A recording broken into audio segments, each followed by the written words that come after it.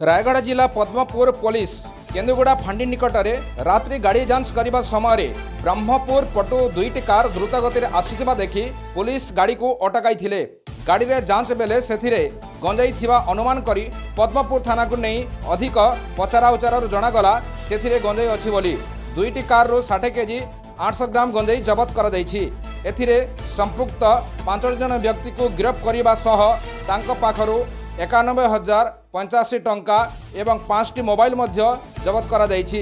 गिरफ जनक व्यक्ति हेले उत्तर प्रदेश राहुल कुमार, श्री कुमार शर्मा, अमित कुमार चौधरी, आदित्य सिंह एवं राहुल कुमार। जबत होइथिबा गंजाई को अनुमानिक मूल्य 6,10,000। जबत होइथिबा गंजाई को स्थानीय तहसीलदार तथा मजिस्ट्रेट नीलमाधव माझी उपस्थिति रे ओजन करा जायथिला। गिरफ 5 जन व्यक्ति को आज कोर्ट चालान करा जायछि बोली पद्मपुर थाना अधिकारी श्री विश्वरंजन दास सूचना दैछन्ति।